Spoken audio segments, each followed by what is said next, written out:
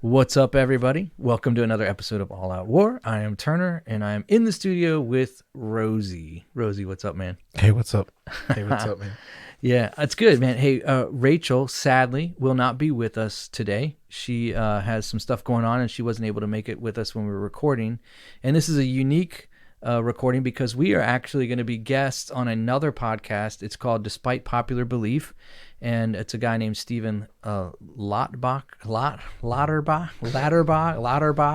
He's German, probably. I don't know. He's gonna kill me for this. His name is Steven. But Despite Popular Belief podcast, you should check them out if you get a chance. And he invited us to be on to talk about the topic of aliens. But before we get into that and launch into that, what do you know, brother? Yes. Hey, so this is just for our warriors. I got I got an extra special. Did you know? Okay. So, did you know that there was a horse named Clever Hans? Here's a German one too. Was a horse that claimed to have performed arithmetic. Okay. Perform. Yes.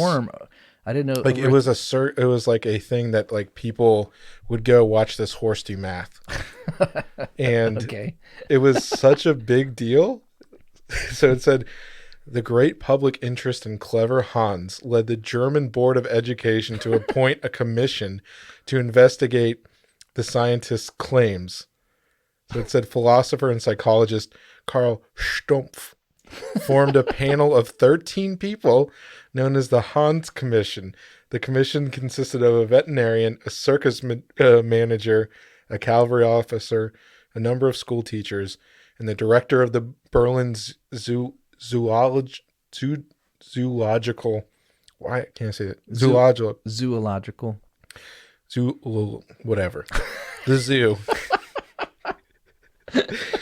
This commission concluded in September 1904 that no tricks were involved in Hans's performance. All right, Hans. So there was a horse that could do math. Defying the critics. Yeah. He couldn't actually do math, though. He fooled the commission. Basically, they found out... so there's this whole thing called the Clever Hans like syndrome. Oh, really? Yeah, there's this whole like thing that spawned from it. Yeah. I need to know. Like, tell me more. Oh, basically, so the horse, so they thought he could do math because the guy would like write these things on and then like point at which answer. It was like subliminally, he was like secretly.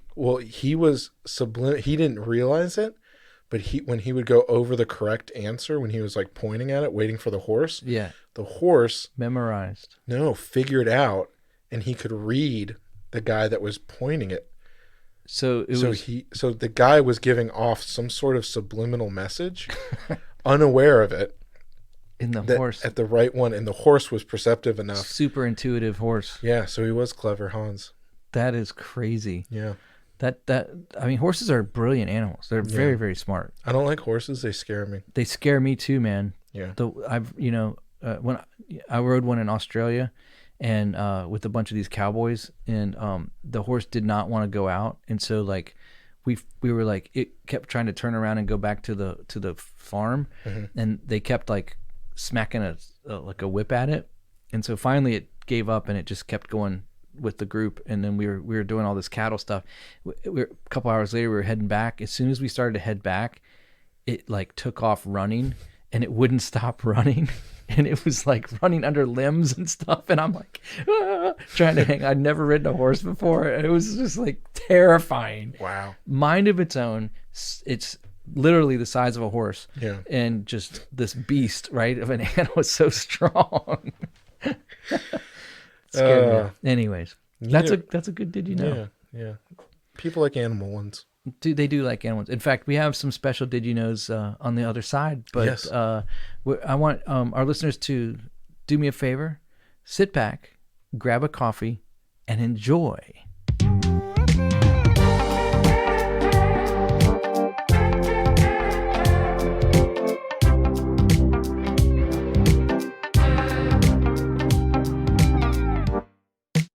You're listening to the All Out War podcast.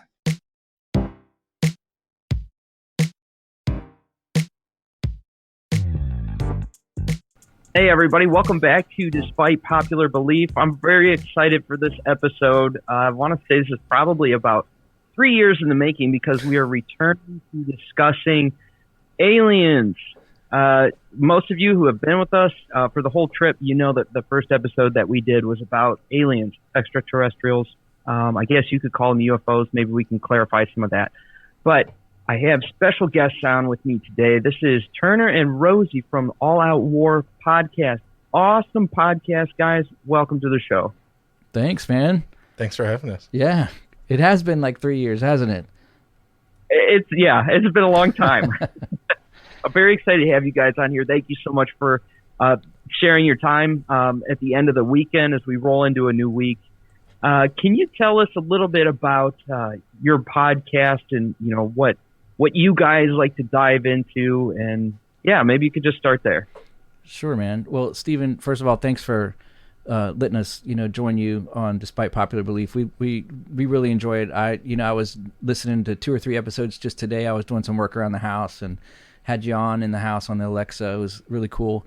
2 things I want to say about your podcast. First of all, number one, you have the best opening music of any podcast that I listen to, which I listen to a lot.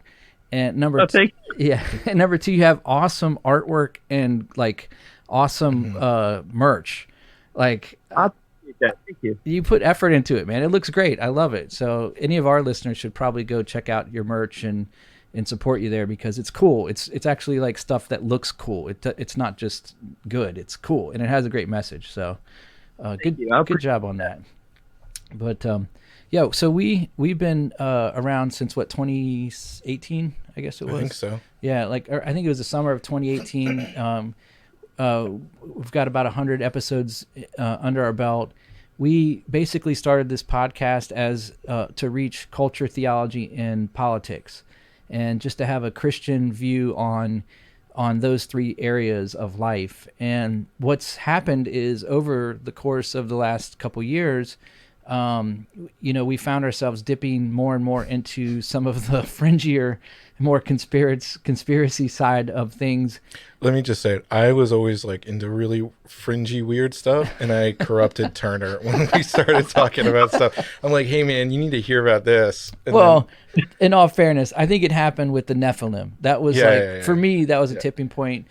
Just doing a lot of study on the Nephilim out of Genesis and their origins and that. And then we had the wonderful Dr. Michael Heiser, who wrote a book called The Unseen Realm. The Unseen Realm, yeah, thank you. And he came on our podcast, and he basically defines that whole idea of the powers and principalities in Ephesians 6 and the Psalms where it talks about the council, that the godly council that sits in the throne, enthroned.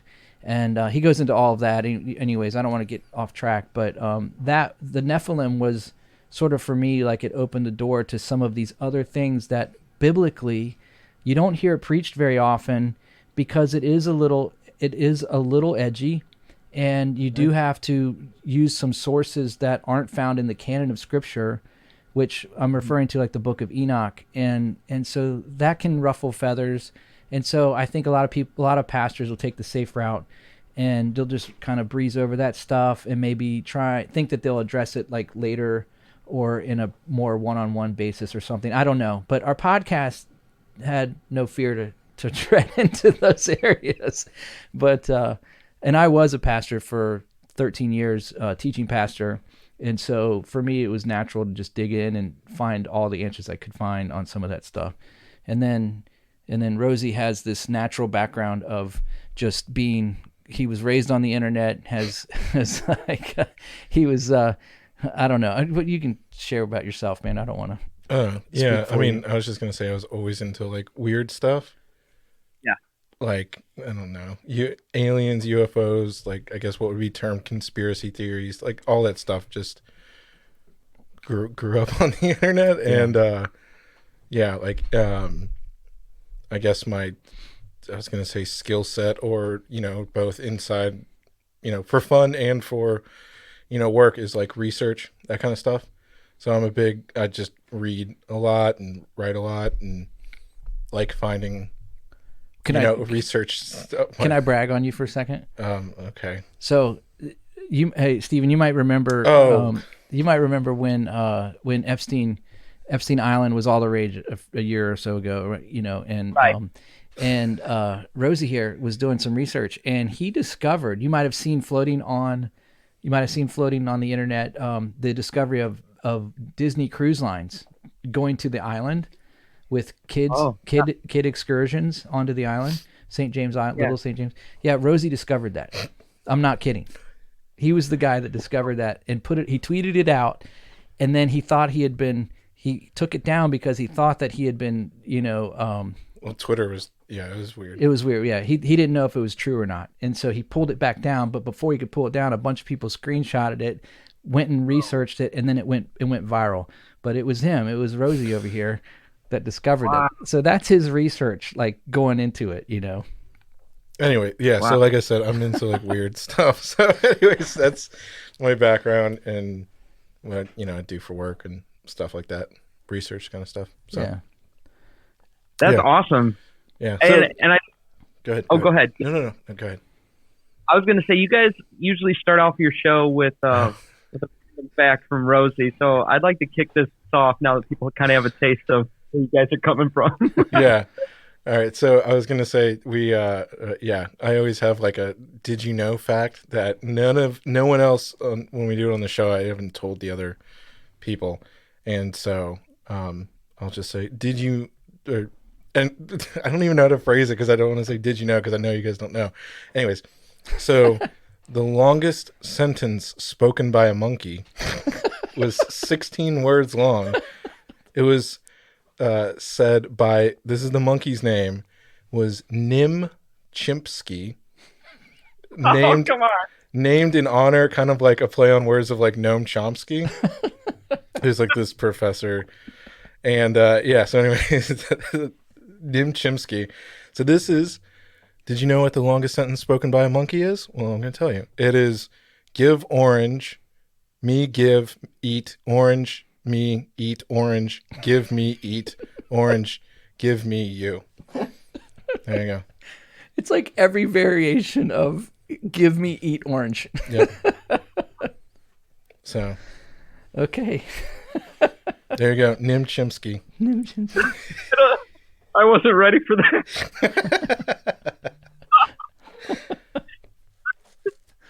I'm sweating now. Come on. That's funny. That's good stuff. I don't know how to transition into aliens with that, but thank you for sharing that with us. I'm going to have to do that at work. Well, the Russians did put a monkey in space. They did. So and a dog. So yeah, I think there were posts going on social media recently where people are saying that we should say sorry to those first couple animals. I don't think I've ever apologized to an animal, but yeah, I mean, there's a lot of things that's unethical, and nobody should be surprised about that. Where do you think your medicine and your makeup comes from? I mean, this is not. Yeah, but we can still kill babies.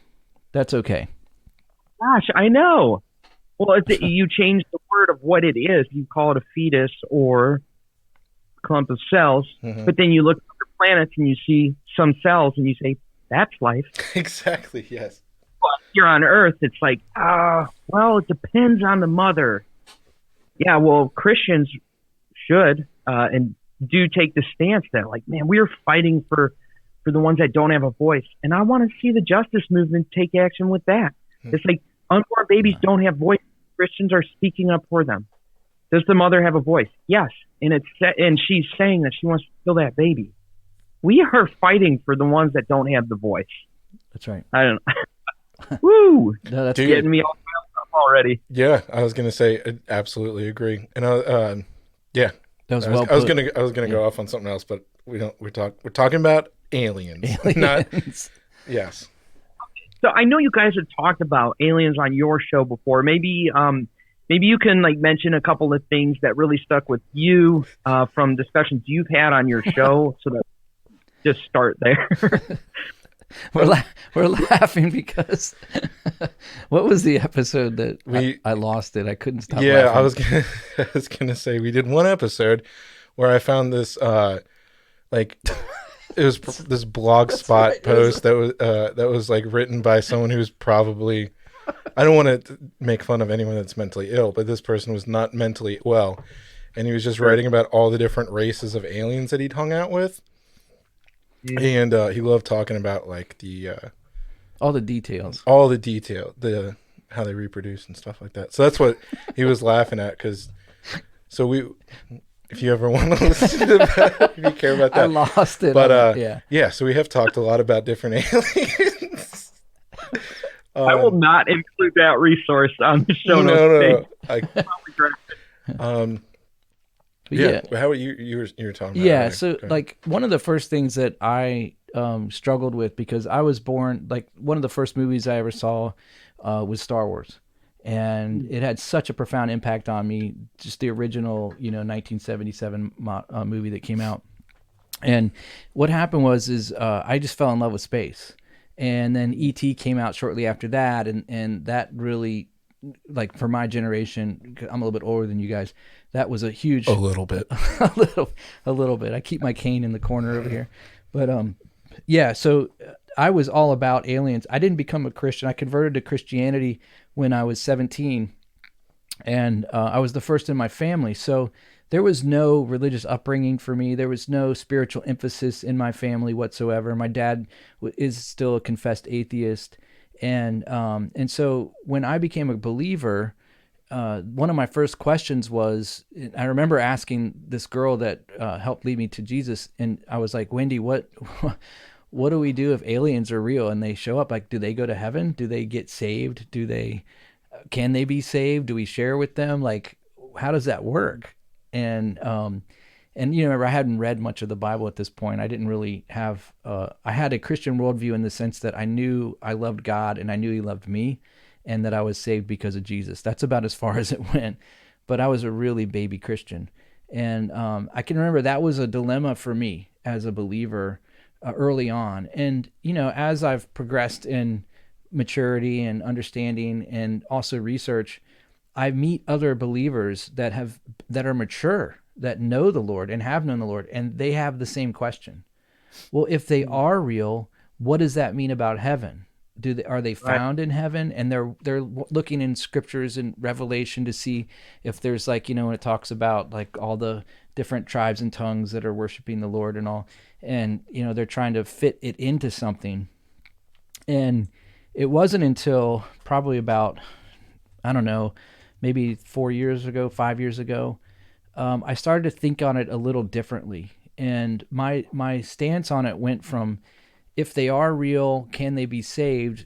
Meaning that they would be some kind of materialistic, flesh and blood type of thing, to more of a view on it that they're not flesh and blood. They're actually some kind of entity that would be more spiritual in nature. And so because of that, then it settles it for me. It's either going to be, if it is a spiritual creature, then it's either going to be a good spiritual creature, which is an angel, which isn't in need of being saved, or it's going to be a fallen spiritual creature, like a fallen angel or a demon, which then can't be saved. Right. So it settled it out for me.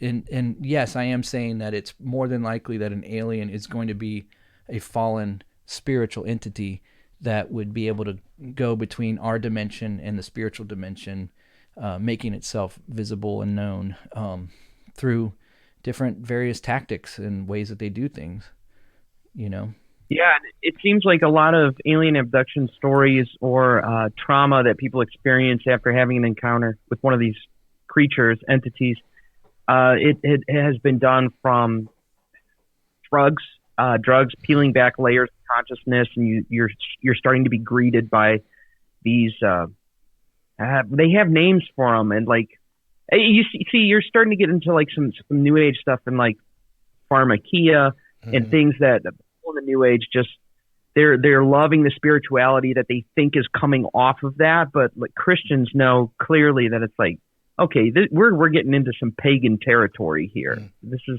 yes, it's spiritual, but not the good kind, which is like that's what you were alluding to. Yeah, I mean, and I think when you investigate abductions in general, they're not delightful, fun things. I mean, people are getting probed, and it's terrifying. They have PTSD after they come back from the experience. They're changed in a really negative way. And so to wonder if they're a good spiritual entity and that's happening, and that's not a good thing, it's obvious that they're some kind of evil thing. Now, one thing too that I would say is whenever these creatures these entities are revealing themselves to somebody, there is a fear, a panic, like typically, and then also they like to replace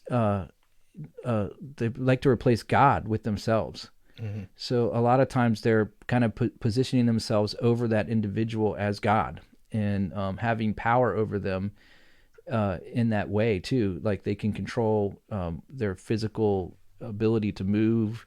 When you hear these abduction stories, like they're held down to a table that there's no straps, but they can't move. So it's kind of migrating into their consciousness or something. But and then ironically, if the abductee is a believer, if they mention the name of Jesus, then they're typically brought back. And so that was the result of some studies that we had found through Joseph Jordan, who is he's a alien abduction expert. He's been studying for like 30 years, and he actually has some YouTube channels and podcasts too. We had him as a guest as well. He's written some books. I would recommend any listeners to check out him if they want to go a little bit deeper into some of that stuff, because he's extensively researched it. Yeah, and I was going to say, like, in particular with him, and like as far as the abductions, I don't know why I said that weird, abductions. The abductions, I've never pronounced it that way before. But yeah, that was one of the things that he had said. So his pedigree or his job, he was really big into the MUFON community. Was like this grassroots organization of like amateur ufologists, or those kind of people. And so his thing was like he would interview like thousands of people who were like, I was abducted. And so they sat down and tried to make it like as clinical and like scientific as possible. And then, so the big thing with like him in particular, which is pretty interesting, is he started all doing this stuff when he was not saved, totally into the New Age stuff, gets saved, starts revisiting like, oh, is there something like spiritual that has to do with this? Just giving a little history of like where he's coming from. And so he started looking at every time throughout like thousands over like years and years and years, tens of years, decades of that's what it's called, decades of years of like interviews with these people. Every single time, he said it wasn't even if they were Christians. Every single time that someone said like, in Jesus' name, like go away, like immediately, boom, done. Yeah. Like the aliens would like, the entities or whatever would like freeze up, like freak out and like put them back wherever it was, and it would immediately end. And in that, I remember I asked him, I was like pretty curious. I'm like, well, okay, so was there ever like some Muslim person that was like in the name of Muhammad, or, like in Allah, or I don't know, Krishna, or whatever, thousands of gods they have, whatever. Any other fake god, basically, like any other fake thing. Did anyone ever call out and have it immediately stop? And he said, never. We've never heard of anyone else. It's only been Christians and non-Christians who say the name, like in Jesus' name, stop, or like leave me. Only time these things have ever ended. So, I mean, that's one of these things that there's some spiritual element to this thing, because I was going to say, if we believe that, this was kind of elaborating on, is if they're on some other planet and they're like these like people, they're just like us, but they're in, Alpha Draconis or something like that. Why do they care about like who Jesus is? Do they know about, what if they're just regular people like us, like, would they? And it, like, why Why would they immediately free? if I was able to go to their solar system, their planet, as like I'd be an alien to them, and I'm abducting them to do research with our technology. This is all weird, but it's just supposing. Okay. Turner wants to go do butt stuff on aliens. No, I don't. Probe them. I want to probe an alien. But say I went to some Alpha Draconius and I abducted some alien, and I'm like researching it with my, with Rosie on our spaceship, and then they call out to their alien god. I wouldn't care. I'd be like, call out to your alien god all you want, right? But what really does strike fear into them is the name of Jesus. So that brings them into a much closer proximity to me, than some solar system. The other thing, there was something else that I thought of when you were talking. Go ahead, because I need to get back to that thought. Well, I was going to say something we talked about before that maybe is worth mentioning. And go ahead, say what you're going to say. So the other side of it too is I don't know if you know much about Aleister Crowley. But Aleister Crowley he was a famous occultist, Satanist. He wanted to be kind of Satan's right-hand man is what his claim was. He was probably the most evil man ever to walk the earth. Back in the 1940s, he was given through all kinds of rituals. He was given this thing called the Book of the Law. And when he was given this Book of the Law, he visited with this creature, this demon. And he drew a picture of this demon, and the picture of this demon is basically what our classic gray alien looks like today, with sort of the non-features and big head and big eyes and sort of oval looking, and so to me, when I think that Aleister Crowley, who was this Satanist who did more to corrupt the 40s and 50s, and here's the other thing is Aleister Crowley has a huge influence on the space program. And if you start to dig through the space program with the symbols and the symbology that they use in a lot of these space programs, and some of these, in particular, some of these space flights, what they're naming them after, like Apollo, and they're naming them after Greek gods and all of these things. There's a huge cultic tilt towards outer space in our culture in general. And most people just take it for granted. They look at it. They don't think much of it. They think, oh, it's just something. But why would they name it that? Why would they call it Apollo 13? Well, what's significant about the number 13? And what's significant about Apollo? And who was Apollo? And you start to unpack these things, and you realize there's deeper things that are relevant underneath the surface. And they're probably spiritual in nature, in my opinion. Yeah, I think there was a lot of demonic spiritual baggage that came into NASA, especially after World War II, when we inherited a lot of the German Nazi doctors and researchers that had just got done torturing God's chosen people. Right. He says, come on in. Show me what you got. Yeah. Build a space. So, like, man, you don't think demons are hanging around with those people? Right. Of course they are. Yeah. I mean, like, it fits perfectly into a motive of destroying God's chosen people. Like, it fits perfectly. It's sick and it's sad. I hadn't thought about, like, the symbology and stuff through NASA. It's something that I guess I hadn't really taken a look at, but now that you say that, it's like, oh yeah, number 13 is part of the numerology that they use, and Apollo is like, oh, well, okay. even like, yeah, even the rocket itself, like the rocket ship, it looks like a big phallus, and the phallus is, it goes back to Horus and Isis, and we've got one here in our city in Washington D.C. The Washington Monument, and all of it is symbolic. And then you go to Jack Parsons, who was one of the instrumental guys who developed rocketry. He had the Suicide Squad. Who wasn't that Jack Parsons who had the Suicide Squad and they died? No. Who was that? I have no idea what you're talking about. Yeah, I think it was. I think that was the name of his crew was Suicide Squad. But they were Jack Parsons was developing the rocketry with the guy L. Ron Hubbard. L. Ron Hubbard, out in the desert. Yeah, go ahead. And they did that big ritual, and they tried to bring forth the woman of Babylon to bring forth the end times and all that stuff. Yeah. So all that was centered around developing the rocket. It's like, okay, so all of this occultic ritualistic stuff around space rocketry and space development, and but we're supposed to just believe it's all nefarious, it's all, I mean, it's all innocent, and it's all just to go to the moon and come back, Yeah. and find Mars and all of that stuff. Um and so I think all of that as a big umbrella over, I think the aliens fit perfectly in that, especially when you think about the Aleister Crowley picture that was given of what looks like the modern, what we equate would be the modern day gray Yeah. alien. So Yeah. Yeah.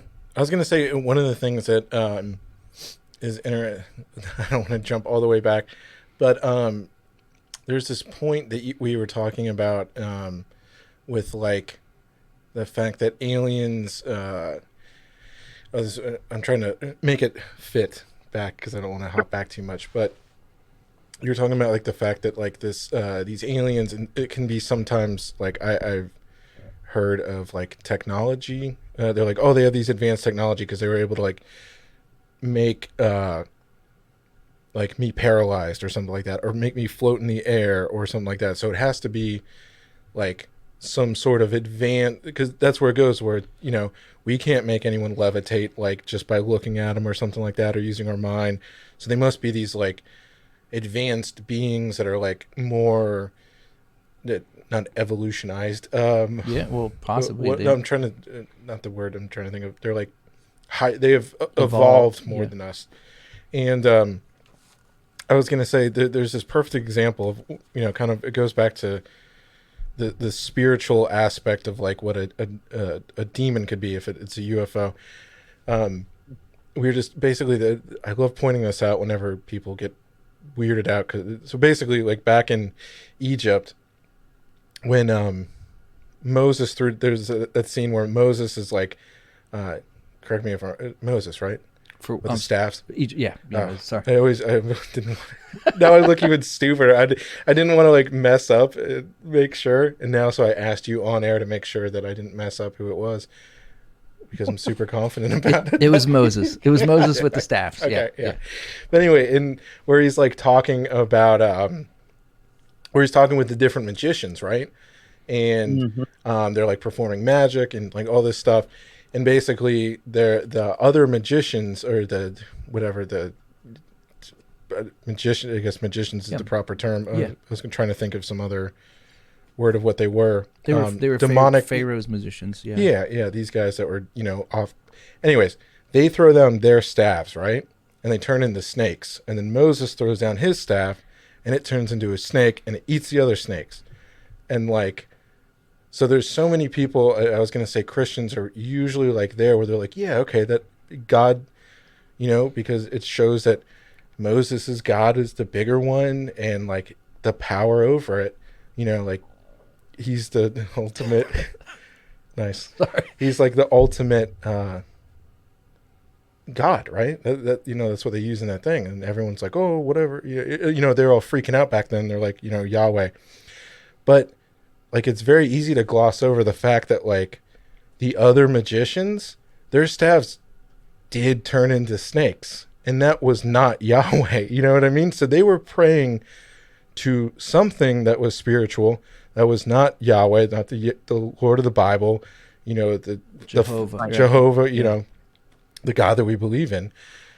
But their staffs still turn into snakes. So there's some sort of power that came on that is evil, that was able to manipulate stuff. And who's the one, I can't think of it off the top of my head, where like fire came down, where they're burning with the false prophets. Yeah. So there is things. There's cases in the Bible where there is stuff that obviously did not come from God, that still was supernatural in a way that was harnessed by these evil people. You know what I mean? So I think that's something that is maybe like Christians are kind of weird to think about it that way, but like this is a whole point to say is like demonic power in these powers and principalities, the Prince of Persia that's written about, all these different things, these demonic beings can also, there's precedent for them being able to manipulate and do what we would call some sort of miracle, like something we can't do.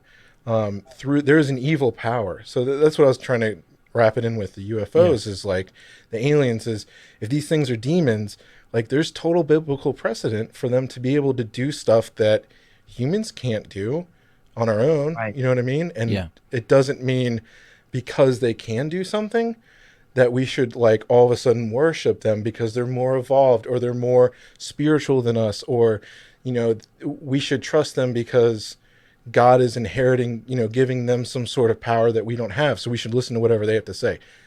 Absolutely not. You know what I mean? So that was kind of a long-winded way to say like what I was going to say. Going on when they show up. And, I've been thinking about this the past year. What do we know about angels? Like, what can angels do? Like, what's their purpose besides worshiping God in heaven, which there are specific angels designed to, even just be around the three. But they have to cover their face and their feet while they're flying. It's amazing.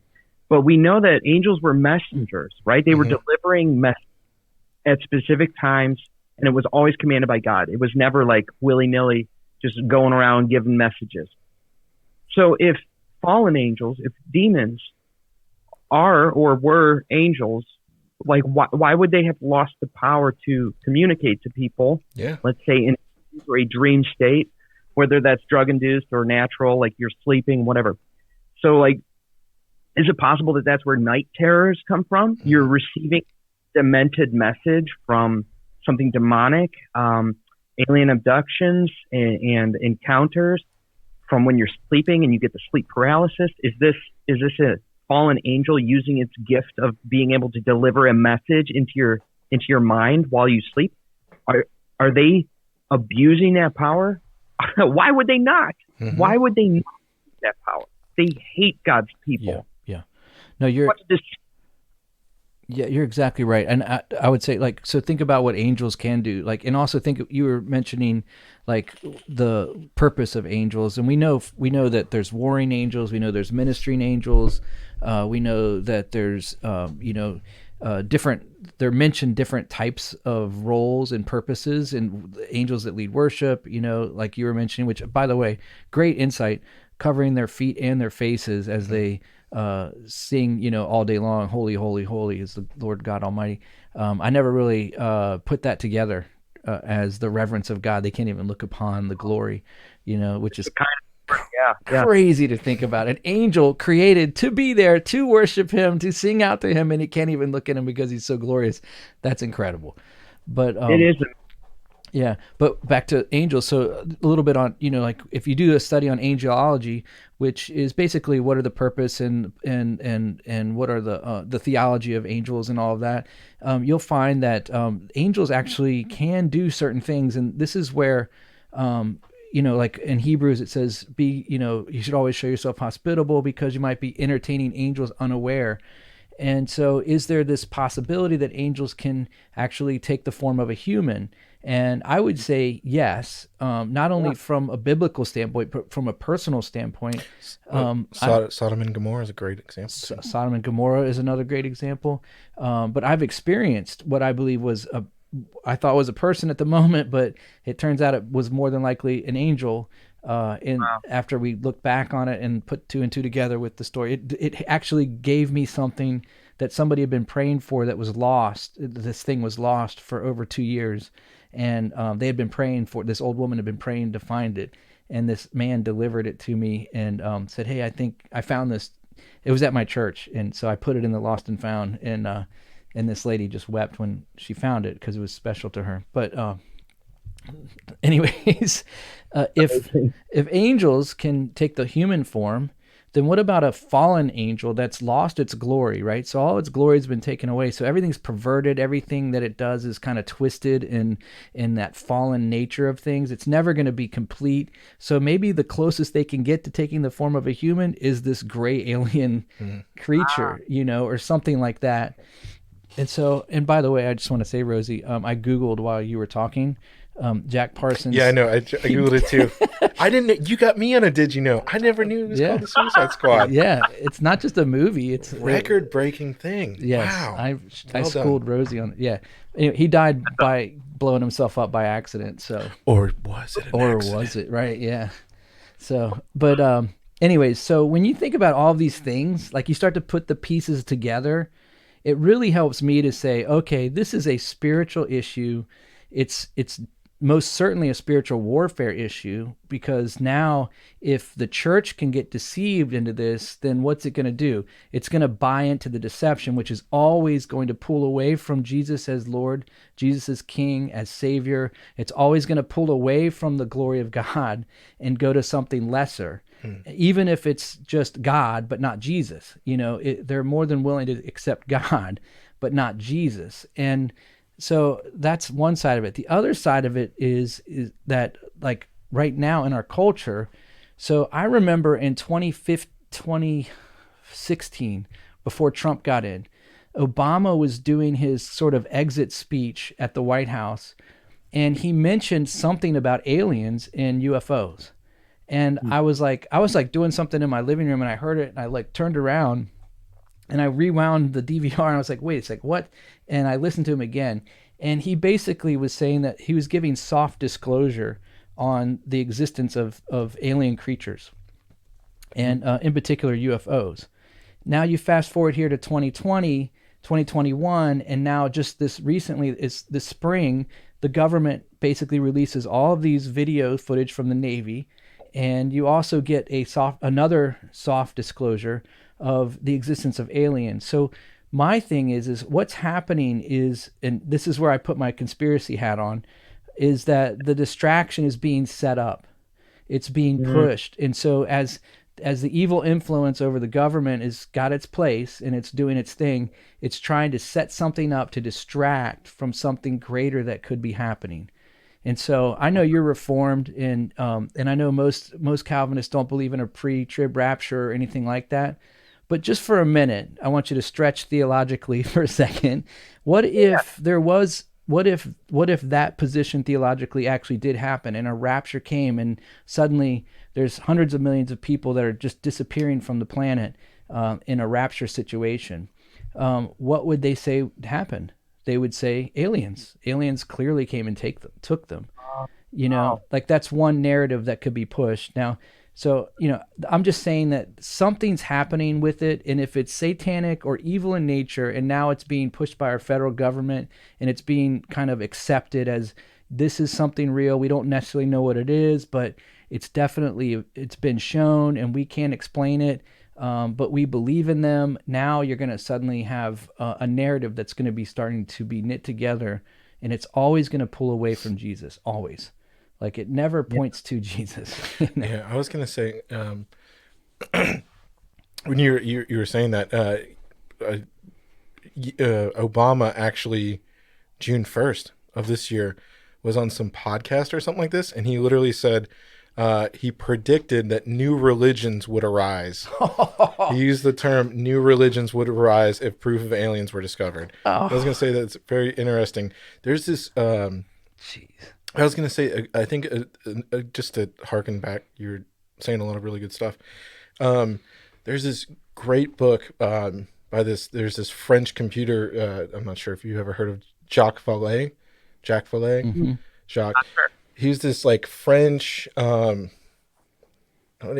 He's here in America now, but he was like this UFO. He's this computer science guy, like all in the 70s, and then all of a sudden he started looking into UFOs, and so he comes from like this totally different kind of like scientific mind. But he writes this. There's this really good book. I think it was written in like the late 80s. It's called Messengers of Deception. It's about UFO contacts and cults. So basically it's like this, it's really, really good. It's really interesting. And it's scary because it's written like the 70s and 80s. And he's like, so basically he goes out and he's interviewing all these people that were contactees from aliens that then went in to go and started some sort of cult with it, or they joined a group with it. So he, like all over the world, he goes and he's interviewing all these different people.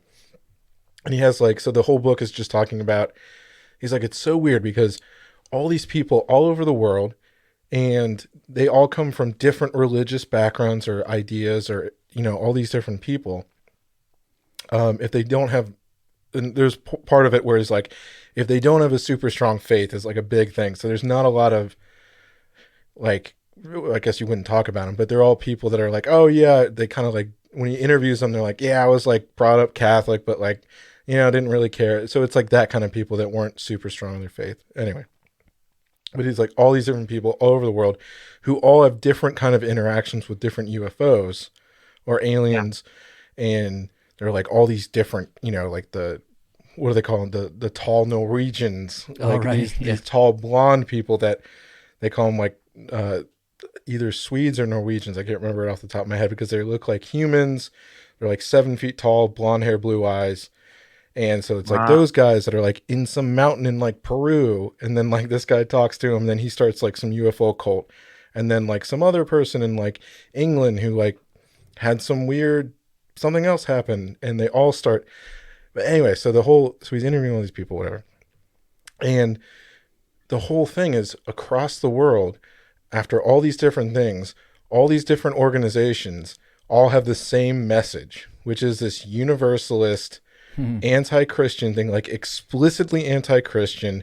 It's some sort of communist or socialist ideal, like where it's like this utopia.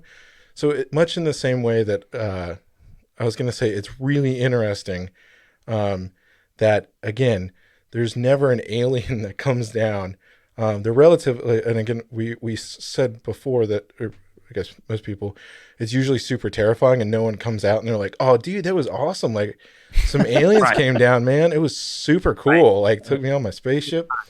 Yeah, they're always like super traumatic, and we've never had an alien that came out and was like, trust in Jesus. You should, believe in Jesus. Like, turn and repent right now. Or I guess. I don't. Maybe it was an alien. If it was an angel, I would assume they would probably say, like, don't be scared. I'm an angel of the Lord. Fear not. Right? Fear not. You know, they would always preface it with that. So, taking that out of the picture, why do we never hear about some alien that comes down and is like preaching the God? You know, hey, you know, and. Clanduth or, you know, whatever alien planet, like, hey, we have the gospel and we came here to evangelize to you weird things. Like, that never happens. Alien missionaries. Yeah. So I mean, I was just interesting that you said something there really it sparked in my mind for just a second. You were saying how they have a universal kind of message of socialism or communism or whatever. Yeah. And I think what that is that's sort of setting up the Antichrist. It's like pushing towards that, you know, that one world government, that, you know, new world order, that whole Antichrist system, that beast system, so that they can set him up. It's just a deception, man. You know, like, it's just another way that Satan's running his tentacles out and just pulling some people into some deception. If it takes root, like, I mean, think about it, like the New Age. I mean, back in the early 80s, when yoga first kind of was introduced into the United States in the late 70s, early 80s, yoga, just everybody was doing yoga, not even realizing that yoga, the positions that they're in and all of that are actually worshiping deities. You know, they didn't realize it was a deception, but guess what? It pulled people away, right? It pulled them away. And now you see yoga in churches. And you see, so I'm thinking that it's just another way Satan is deceiving the world, keeping the deception over the blind eyes of people, and keeping them from looking at the truth. And it's sad because, you know, as a pastor, as a preacher, I think pastors and preachers need to start addressing this topic. Like, do a 3-part series start with angels, start with demons, and then go into aliens. Like, give them the theology that they need, so that when they see this on the news, when that big ship shows up and CNN's just showing it 24 hours a day because it's floating over Africa or whatever, however it's going to be, like, I don't know how it's going to work, but they'll know that is not reality. That is some spiritual thing, and they'll be able to stand their ground and speak the truth. But they can't. Yes. They can't right now because no one's willing to address it. It's sad. It has to be relegated to things like this podcast, where Yeah. an open discussion can happen and hopefully people can listen to it. I think this is a good time to bring in some of like the scriptural elements. And I wanted to bring up this one point. If as believers we believe in the Trinity, like Father, Son, and Holy Spirit, and we believe that the Son was Jesus Christ, right? Fully human, fully God. So if we believe in that Trinity and Jesus came to earth to save us from our sins and he is the Messiah, what implications does that have? The fact that one of the heads of the Trinity is a human, right? Does that mean human Jesus might have to take care of life on other planets if they fell from grace at a different rate? Or like, did they have a different story? Did they not fall? Did they obey God at the beginning of their creation? Like, too many questions start to arise when you realize that one of the heads of the Trinity was human Jesus. But again, fully God. I need to clarify that. Yeah. Why was he human then? If there is other life out there that has a soul, because we know we're different than the animals here, amongst us. Mm-hmm. Like we have souls. Not we were told to rule over and take care of. So if we're talking about these extraterrestrials on other planets, I think we're describing things that have consciousness, or at least that's what the secular culture would have you believe. What are the implications of that if you believe in the Trinity? Like you have to start to ask more questions. Yeah. And you really have to dig into God's attributes. Like, okay, so let's say that aliens show up or aliens do exist in extraterrestrial form. Do the attributes of God change? Well, no, God remains. God is consistent across the board. I want to bring up this one thing here because this was like one of the core pieces of discussion from episode 1 of Despite Popular Belief was this is mentioned in Hebrews, 1 Peter, and Romans, but the phrase Jesus died once and for all. So Hebrews 10:10, and the pericope of this section is even called Jesus died once and for all. And by that, will we have been made holy through the sacrifice of the body of Jesus Christ once and for all. And then again, 1 Peter 3:18, for Christ also suffered once for sins, the righteousness for the unrighteous, to bring you to God. He was put to death in the body, but made alive in the spirit. So again, up above there, you have Christ also suffered once for sins. Romans 6:10, the death he died to sin once for all, but the life he lives to God. So like, if he died once and for all, who is the all? It's not for animals. Right. And we know it's for humans. Like, that's not some cryptic phrase that we're like, who would that be? Right. Being that there's life in the other planets? I don't know. Like, because you got human. Well, it depends. It depends if aliens are part of the elect. So I had to get that in for you. I knew you'd like that, but it's true. I do like But it's true. Are they or are they not? And are they redeemable and are they not? And the Pope would say they're. He did. Yeah, I was going to say, interesting. The Pope said 2014 he came out and said he would, if an alien came down and asked to be baptized, he said he would baptize them, and he called them like our alien brothers. That's what he said. Would he sprinkle them? I think we quoted that phrase on episode 1, and he wrote a book, or somebody wrote a book about it, and it was called like baptizing an alien or something like that. So yeah, I guess you're a Catholic. Well, the Pope has spoken. Yeah, there you go. It's settled, right? Why are we even asking the question? He's infallible, so who am I to question that? Even though Paul said something otherwise. Yeah. But yeah, I mean, that I was going to say absolutely doesn't change anything at all. Like what you were just talking about, the attributes of God, forever unchanging. And again, that's the thing. If I read the Bible, if there are aliens that exist on some other planet, I was going to say, we didn't even talk about this, that I don't think we did. I know we were talking about this before the episode, but there's this thing that like the scientists I hate science.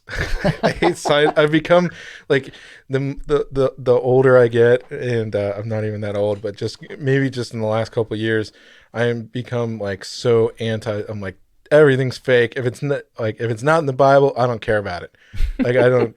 I mean, kind of jokingly, but I just hate science.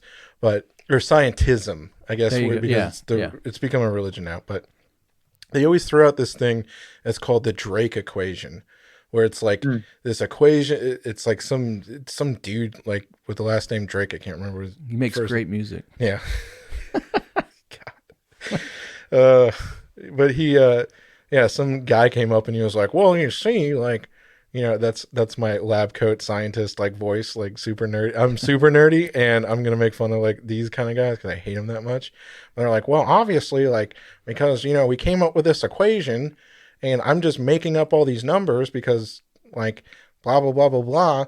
Like alien, it has to exist because you'd be stupid to think that like aliens don't exist in like a universe this big. So basically, he just came up with this equation, and he just plugged it in. It's like these 7 variables that like go from, it's like what is the number of planets in the solar system, and then we're not the solar system, the galaxy that we can observe, and then which ones are, and it continually gets down. It's like 7 or 8 different variables, and it comes down to like basically dividing the planets that we can observe, and it comes down to like basically at the end of it is like there's 1 billion planets that meet this criteria of their, you know, carbon-based life forms that are perfectly the same distance away from like a sun to sustain like beings that would be similar to us.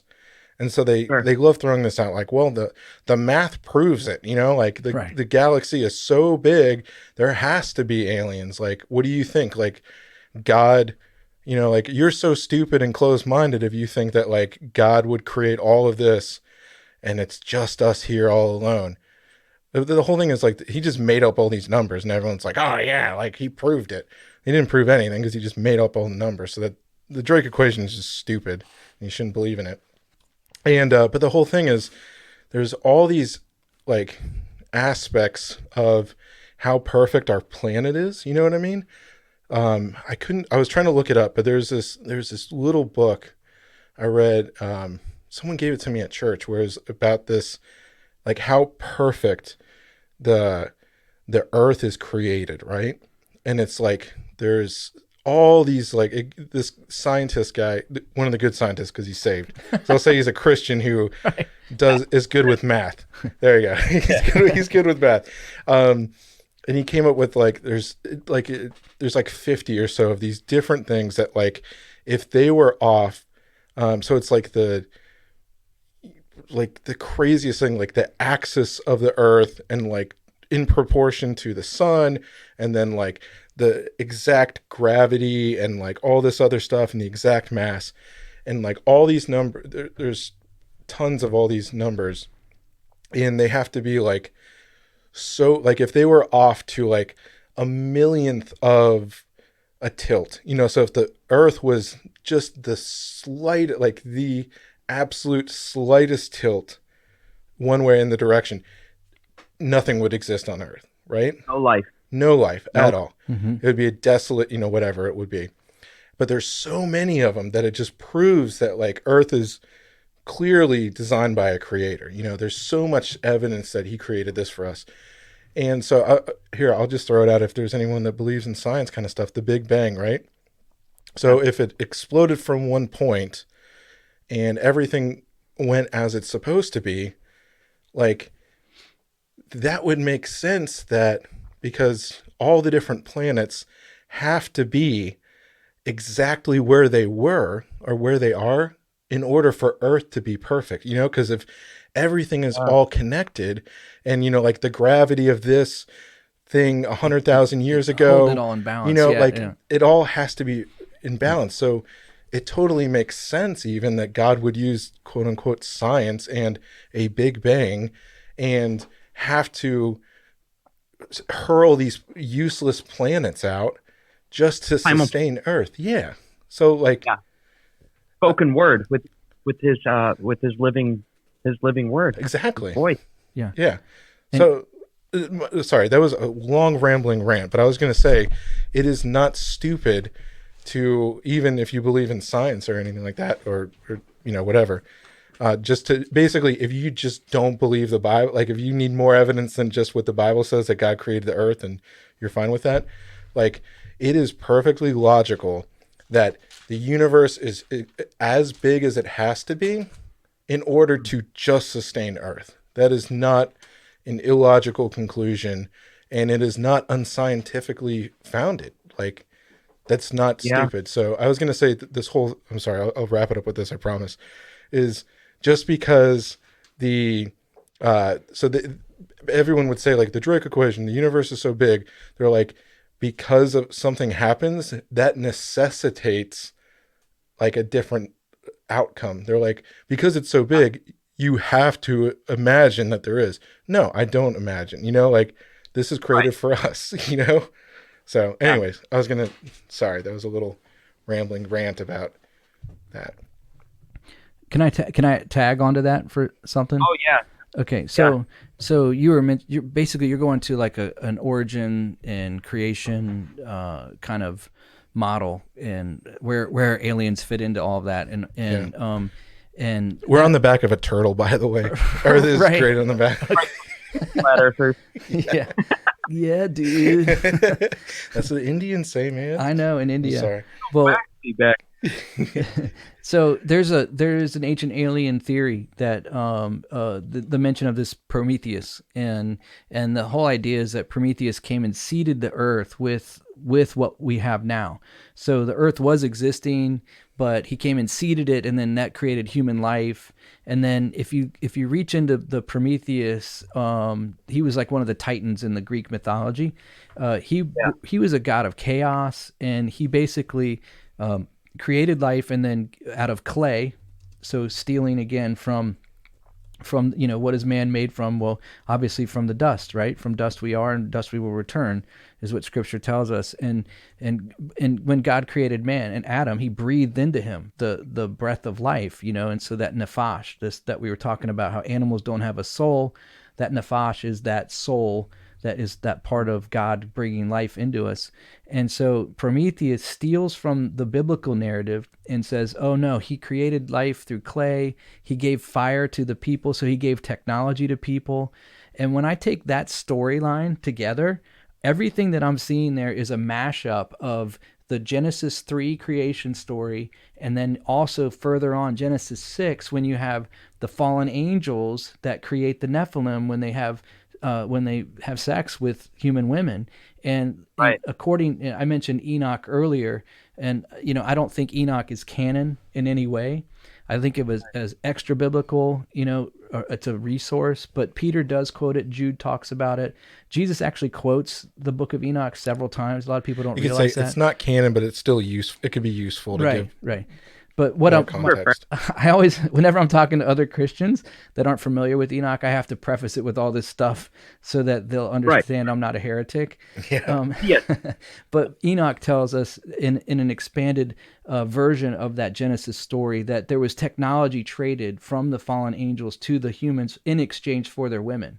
So Enoch says that we didn't have warfare tools until after that. So they gave them the sword and the shield, and they gave them technology to kill and hurt each other. And so my whole point of this is that when you think about the Prometheus idea that's being spread throughout the alien communities today, how they're pulling away from and they're perverting the true biblical narrative of both creation and what the purpose is of all of mankind. And so when I read in Colossians chapter 1, Colossians chapter 1, and this is an older 1984 NIV, so it's before it got weird and changed. I got rid of the. Yeah, I couldn't find my ESV or my NSB, but it says, He is the image of the invisible God, the firstborn over all creation. And then it goes on to say, for by him all things were created, things in heaven and on earth, visible and invisible, whether thrones or powers or rulers or authorities. All things were created by him and for him. He is before all things, and in him all things hold together. He is the head of the body, the church, and he is the beginning and the firstborn among the dead, so that in everything he might have supremacy. For God was pleased to have all of his fullness dwell in him, and through him to reconcile to himself all things, whether things on earth or things in heaven, by making peace through his blood shed on the cross. And so, Wow. you know how you were talking about that whole verse, he died for all, you know, once and for all. And, you know, I love that verse because when you were talking about it, it just I had this wonderful reminder that all of my sins, past, present, and even the sins of tomorrow, have already been dealt with in the cross with the blood. And no alien is going to give me that assurance. No, Right. no foreign, you know, visiting entity who comes with some new religion and some new life-changing peace message is ever going to be able to take away my sins, ever. And my enmity with God is only dealt with through the cross. It's only going to be settled, and peace is going to be given to me through the destruction on the cross that was put on Christ, my sins, you know, his judgment on Christ for me. And so that will never be found in anything else. And that's the power of the gospel message that these people need to hear. These people that are wrapped up in alien culture, they're searching for something. They want answers. And a lot of times they're drawn to this because there's this mysticism to it.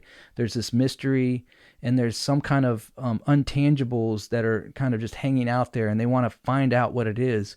And a lot of times what's driving that is really this spiritual emptiness that's existing in them already. And they just need to look a little bit deeper and just beyond that stuff into the reality of creation, who we are, why we were made, who we were made for, and who we were made by, and how we can return to him. And a lot of times you start to present that to them, and the Holy Spirit, you know, in his grace, he will soften their heart and open them up and you know, and hopefully save them, you know. So Wilson. I love that. Wow. I love talking to you guys. I feel like I've known you forever. This is awesome. You're my kind of people. Yeah. Yeah, well, man. You guys have any closing thoughts before I ask you guys what your favorite alien movies are? I was trying to find this article, but apparently they didn't like it, so they took it down. I want to say it was by Scientific America, but it was published like a week or two ago. Feels like it was a week or two ago, a couple months ago, I think, where they just came out and they're like, "Oh yeah, scientists just found out that the Earth was probably all liquid before it became solid." They literally just came out with it again. I was just trying to point out that, like, here's maybe a closing thing is, like, all throughout time, the Bible just keeps getting proven correct and never gets proven incorrect. So, you know, like, just trust this. And the other thing I want to say is, like, as Christians, you know, there was things that, like, were hard for me to reconcile at first. Well, I was gonna say I was raised in a Christian home, but we never was really challenged on UFOs. I just didn't really care about them, or didn't think deeply about, oh, how does this impact, like, the gospel? You know, like, I didn't really think about it that much. But I think when people do think about that stuff, it might cause their faith to be, like, hurt, because they're like, oh, well, the first thing is, well, the Bible doesn't say anything. I've never heard my pastor, my preacher, talk about UFOs. So the theory was, and this is, I think, maybe I'll just speak for myself, maybe, that there are some things that the Bible cannot answer, or a biblical worldview cannot answer. And so you would look to something else to, like, oh, well, you know, the Bible doesn't say anything about UFOs, so let me hear about some guy that, like, is on some show for the History Channel. It's a History Channel. They know what they're talking about back then. And they say something that's contradictory, but it kind of sounds like it might be because they're talking about aliens, so it's an alien, or angels, that'll say something like that. Oh, maybe it's that. And you get totally into this other stuff. So I want to say, if there is anyone out there who I want to say is, like, God, as well as the Bible and a biblical worldview, like, even though it might seem weird or some topic that doesn't make sense, or you think might not have a place in talking to a pastor or someone that is further, maybe more spiritually mature, or you don't think that there's a biblical answer for it. Like literally everything I've ever come up with, and I think about some weird stuff, right? I've always found an answer that is little o Orthodox Christian. You know what I mean? Like that is not leading me into some heresy. That's not in some weird stuff. Like, so I just want to say, like, the Bible continues to get proven true, and the gospel, God Himself, is big enough to handle any questions about UFOs or doubts about, do they get baptized? Do they need salvation? Like, just worry about yourself in your own right now. We'll share the gospel with them. Share the gospel with them. Yeah, see maybe what happens. Pray for them to come, and then You know what? If you're worried about if you're worried about aliens, and if they're gonna need salvation, you should pray that aliens come visit you, and then you can preach the gospel to them. So there you go. Yeah. That's what. Well, my there you go. You want to. That's right. To do it. My whole thing is that they did discover that the message that the aliens are trying to bring to humans, and they boiled it down to one basic message, and it's that they've been trying to reach us concerning our automobile warranty. Good automobile warranty is expiring. We've been trying to reach you. Oh, that's amazing. No, I don't think. I mean, you guys have said everything. And this has been really fun. Yeah. I don't know what my favorite alien movie is. Rosie and I were talking. Can you believe he's never seen the original Aliens? This guy over here. Oh. I know. Practical special effects. It's really well done. It's really entertaining. Yeah. It's good. Horror is my favorite genre, and I have not seen it. I was just thinking about it. I was like, I haven't seen the original, so I know. We need to watch it. Yeah. John Carpenter's Thing also, because that one's practical special effects. So good. Love The Thing. That's my favorite alien movie. Oh yeah, The Thing. That was cool. Yeah. So I don't know. For me, I'm trying to think of my favorite alien movie because immediately I go to Aliens. But there's so many different genres. I mean, you've got like Independence Day. You've got like Men in Black. I mean, there's got to get me one of these. I got to give me one of these. Yeah. They were just showing that 2 weeks ago on TV. But you know what I love about Independence Day? Oh, can I talk about this? One of the best scenes in that movie. My favorite scene, aside from second favorite scene, because my first one is Randy Quaid with a airplane flying into the UFO to blow it up. Yeah, that's my first one. But my second one is where they're having the party and they're all drunk and having doing drugs up on the roof of the air, this big huge skyscraper where they're all partying and they're like, aliens welcome, blah blah blah, and then the ship just comes down and blows them all up. That's my favorite thing. I'm like, yeah, the hippie liberals that want them, they're coming here to destroy you. I don't know why. They're not going to bring you up to hang out with them and smoke pot, moron. They give you ayahuasca. Yeah, they blow them up. Yeah, I love that. Sorry. I don't know, man. That's a great question. My favorite alien movie, man. I don't want to say E.T. and sound lame. You know what it was? It was Close Encounters of the Third Kind, the original one. Because that really freaked me out when I saw that, because I wanted to believe in aliens when I was little like that. I wanted to see them, and that movie put them in a light that was real, but also terrifying real, and the weird things that were happening along, during that movie. That was so probably Close Encounters was probably my favorite one. Hey, you want to know a Did You Know that ties it back in? Okay. The researcher, the French UFO guy in the Spielberg's movie, during Close Encounters of the Third Kind, is based on Jack Fillet, the guy I was talking about. Oh, really? Yeah. So there you go. Perfect. So he helped out with the movie. That's why it's so good. Oh, cool. Yeah. I was gonna say my favorite though, aside from The Thing, was Arrival. I really like that one. That new one.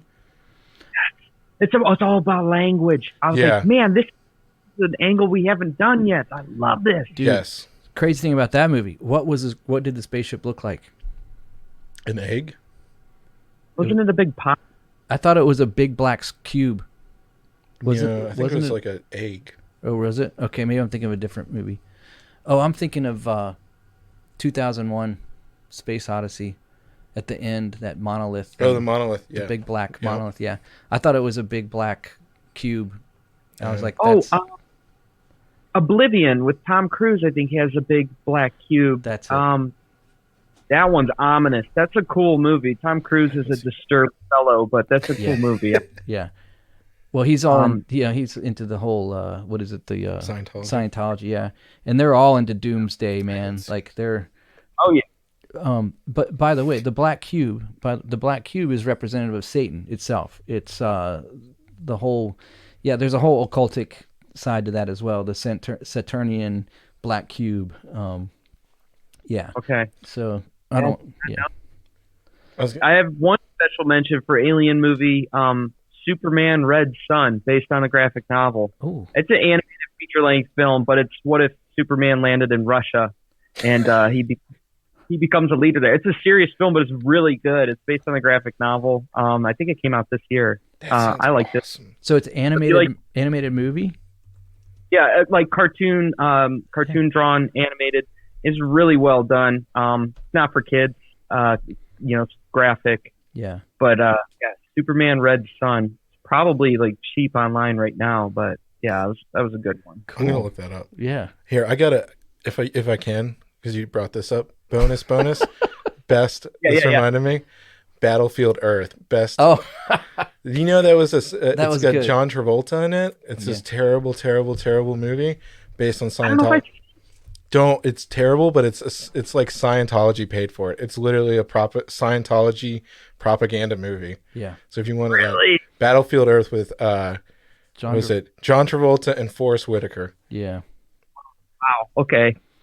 That's messed up. Did you guys like what was that movie? It came out in like 2017 or 18. It was like Area shoot. Are you thinking District 9? District 9. That's That what was it good. Yeah. I liked that. Yeah. I did too. I thought that was a cool Yeah. movie. Down South There's Africa. some good ones out there. Yeah, there's some good alien movies out there. Yeah. We should do a best of, like do a down thing sometime. It's cool.